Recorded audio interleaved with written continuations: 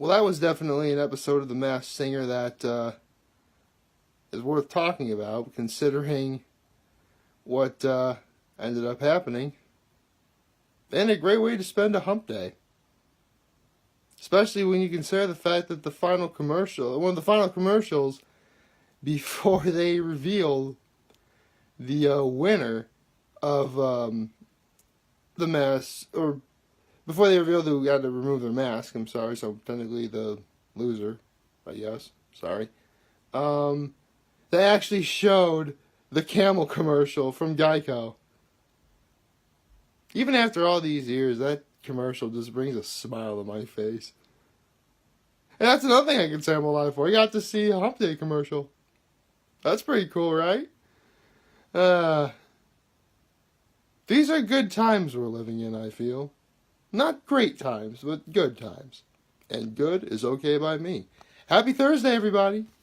Yes, it is Thursday, and I think from now on, as long as shows like The Masked Singer and Titan Games and America's Got Talent, The Champions is on, I think the next morning I'm going to talk about like what my thoughts on that particular episode were. Because there was a lot of really fun stuff to watch. In a good way. In a very good way. So, yeah, for those of you who, don't remember, last week, the celebrity that ended up getting unmasked was Antonio Brown, the wide receiver from the Pittsburgh Steelers. And this week there were 6 other celebrities that were in different costumes.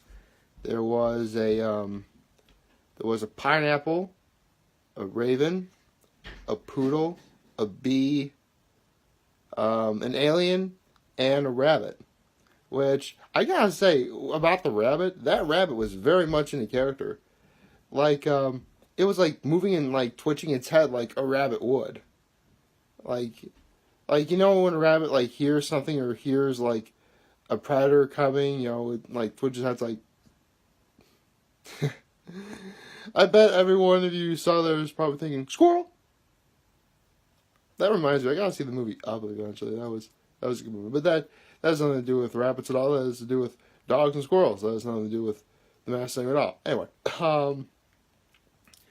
so yeah, pretty much there wasn't a bad performance. Well, not a bad performance overall, but it was pretty obvious that the person who did end up getting eliminated, and I'll be getting into that, and I'll tell you what the spoilers are when I start the spoilers.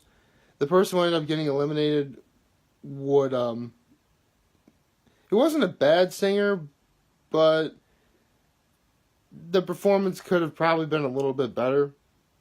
Although they did end up singing one of my, I do like the song I Will Survive, and that's the song they sang, so that was pretty cool. So, yeah, it ended up being the rabbit versus the alien, which you could tell was between a guy and a girl. The raven and the pineapple, which, believe it or not, the raven actually threw a lot of people off because, this was one costume where, for the life of me, I couldn't decide if that was a guy or a girl underneath there. Like, really, it was a good costume. And then there was the bee costume, and then there was the bee and the poodle. But the bee threw everybody for a loop because one of the judges, I believe it was Jenny McCarthy Wahlberg, actually asked the bee, because it was obvious that the person underneath the bee costume was a singer. But when she asked, what decade they started singing from, it was in the 50s, which surprisingly narrowed it down quite a bit. So, yeah, it was a fun episode all around to watch, and yeah, I can't wait till next Wednesday. Though, I wonder how they're going to do the format next week. Are they going to pick 6 of the remaining 10 at random? I don't know. That should be quite, because, it made sense to do it when you had 12, because, 3 sets of 2, so 6 performances, overall 6 performances an episode. But now that it's down to 10, are they going to have, well, I guess if they did a 2-hour episode, they could fit, all 10 performances in. But then it'd just be a matter of who'd go against who, which would be, fun to watch. Um, so, oh yeah, right. It was I didn't finish it. It was the poodle against the bee. I don't think I explained that part. I'm sorry. Um, okay, so at this point, now I'm going to start to get into spoilers. So now at 5:30. Okay, now I'm gonna start the spoilers now. So in the contest between the rabbit and the alien, the rabbit ended up winning, and the alien ended up getting eliminated. But yet, not unmasked. People decide who gets unmasked at the very end of the episode. But I'll get into that in a second. In the contest between the pineapple and the raven, the pineapple lost. And finally, in the contest between the poodle and the bee, the poodle lost. So the bottom three were the pineapple, the poodle, and the alien. So it was essentially two girls and one guy, from what at least from what the costumes dictated, I feel. So the costume that ended up getting eliminated was the pineapple. Now, believe it or not, this is actually one instance where the judges actually almost got, and actually I almost got this too, who was underneath the mask.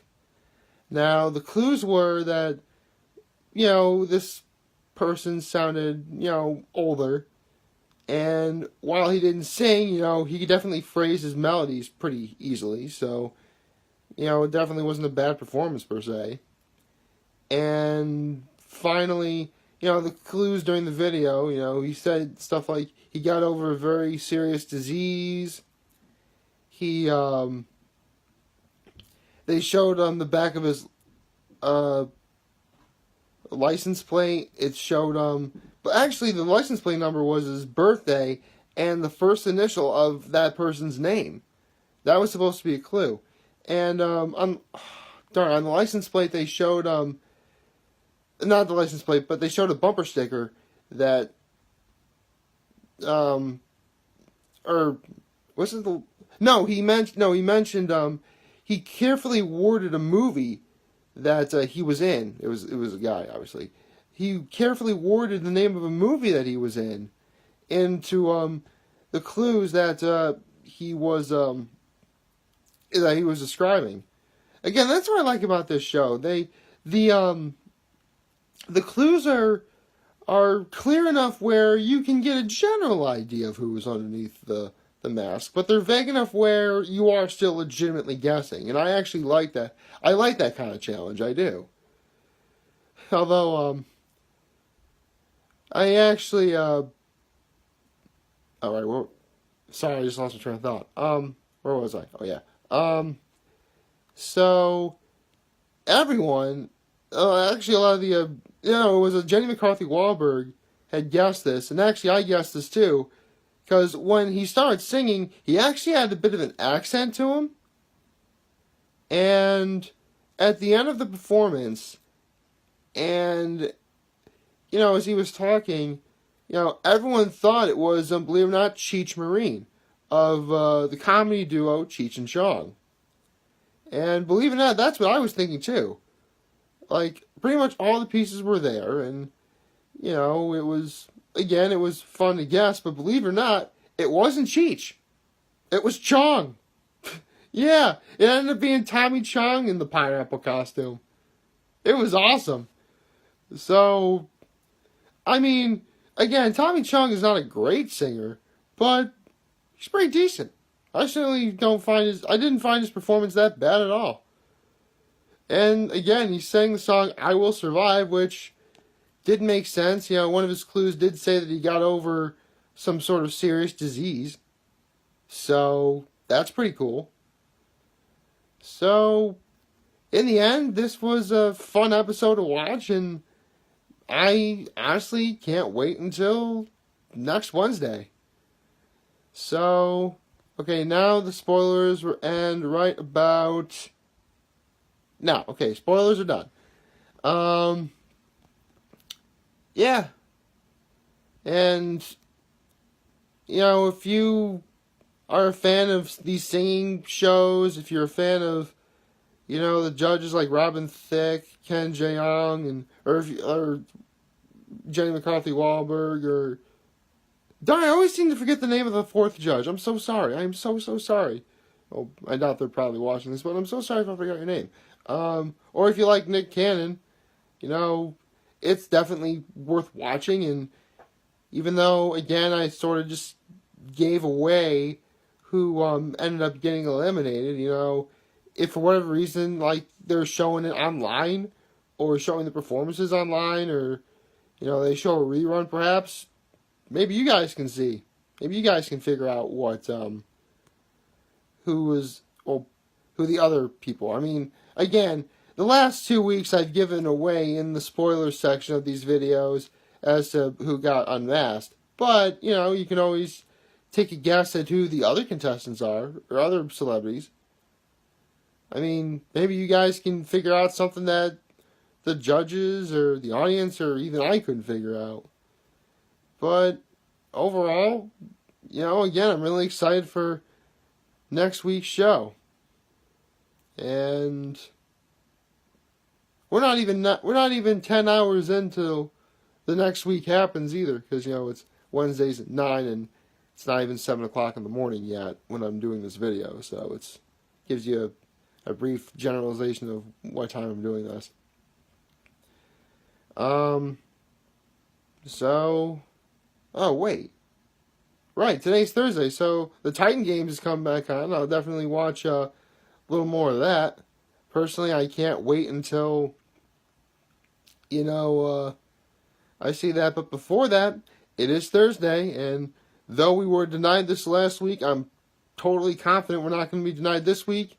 There's going to be a Hot Ones PSA about what the Season 8 hot sauce lineup is going to be. I can't wait.